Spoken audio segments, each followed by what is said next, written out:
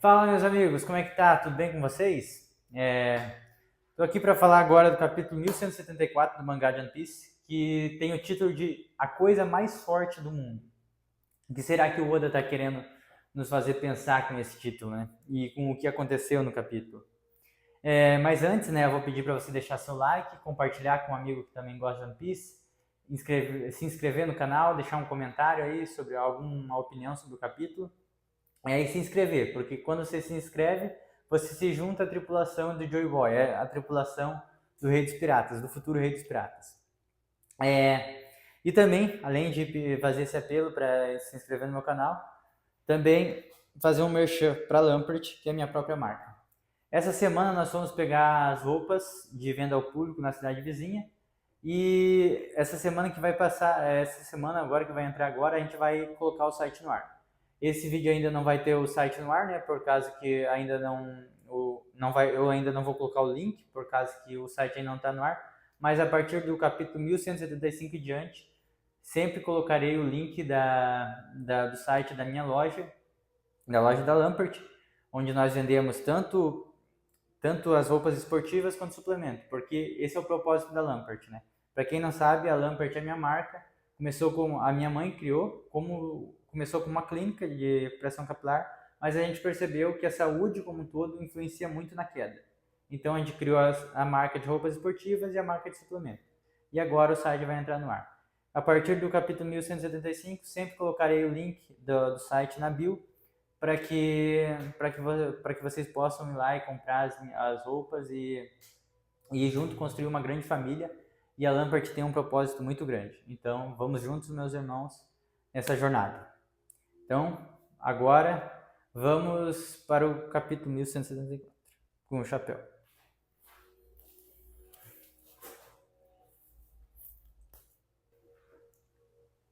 Antes de começar a falar do capítulo 1174, eu quero falar sobre um assunto importante que está acontecendo no mundo real, porque o One Piece ele traz essa mensagem de liberdade, de luta pela liberdade, de lutar pelos seus amigos, lutar por pessoas que estão sendo oprimidas.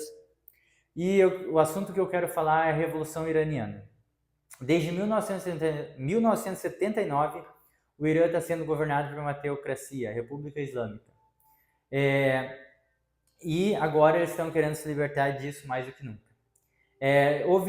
Já houve inúmeros protestos, inúmeras vezes.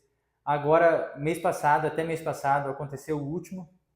O calendário que eles usam no Irã é diferente do nosso. Então, ao invés de ser início do ano para eles, ou final do ano, eles ainda agora que está faltando um mês ainda, porque o início do ano para eles começa no dia, o que para nós é o dia 21 de março.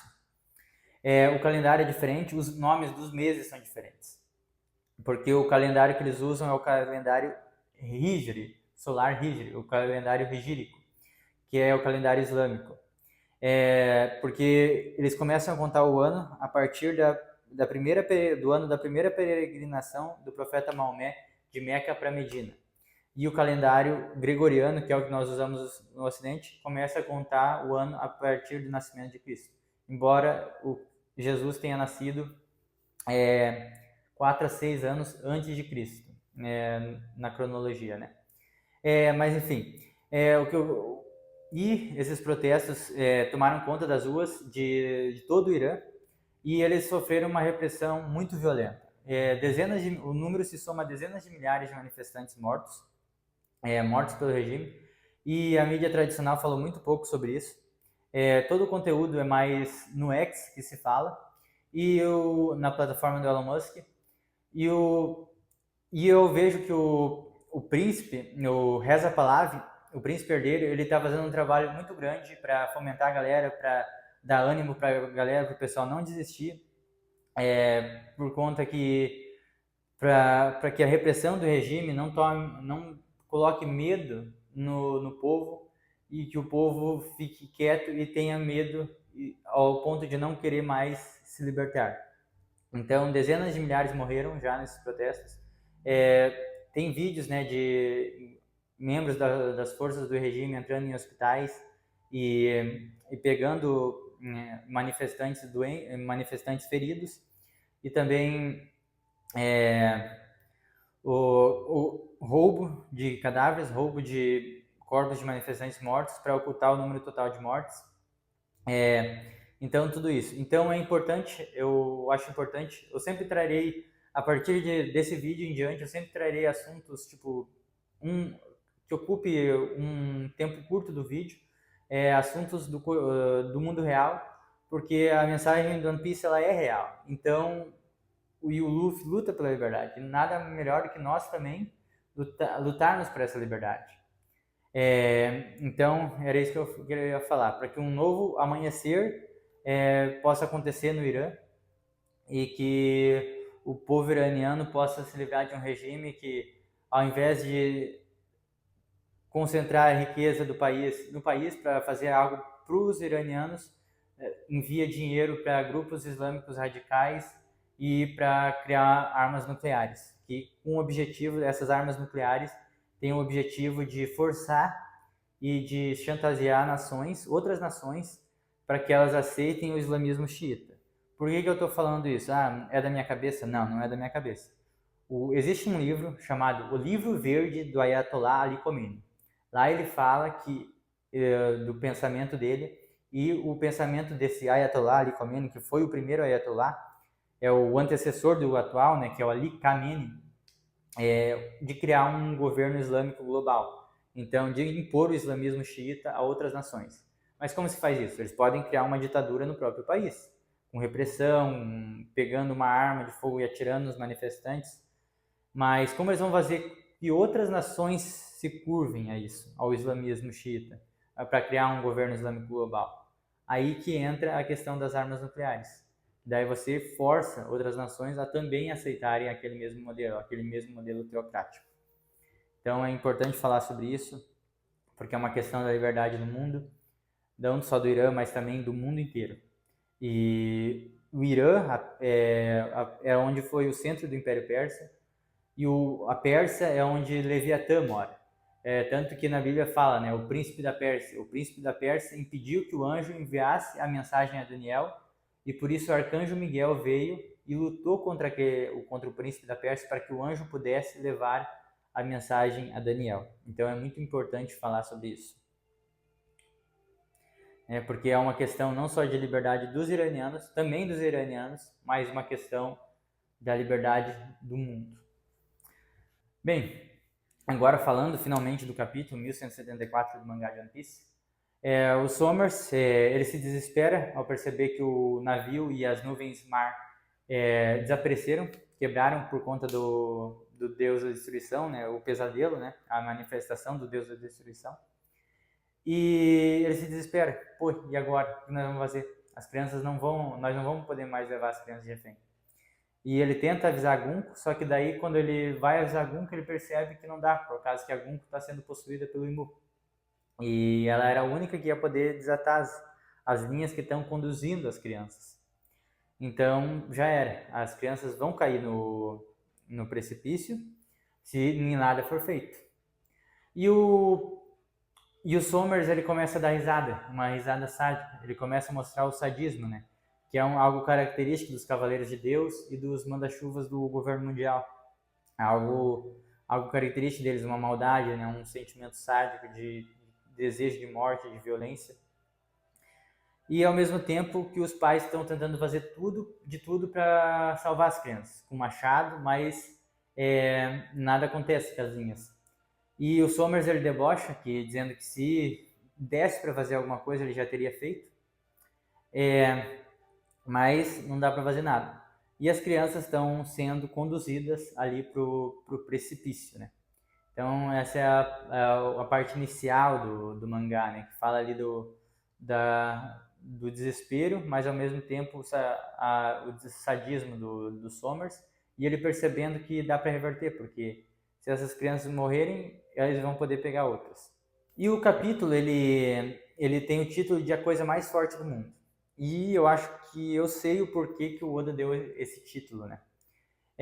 Quando as crianças vão cair, a primeira criança que vai cair, a mãe da criança aparece ali no pier, na beira do precipício, e abraça o filho dela, que é o filho do Gaban também, que é a esposa do Gaban, a gigante que é a esposa do Gaban, e abraça ele dizendo que ela sabe que o filho dela vai morrer, mas ela quer morrer junto. E ela fica toda cortada com os espinhos, mas aquele sentimento de amor, eu acho que eu sei que é isso que o Oda quis dizer, a coisa mais forte do mundo, o amor. E mesmo que ela estando cortada, mesmo ela sabendo que vai morrer, ela prefere morrer junto com seu filho. E os outros pais fazem o mesmo.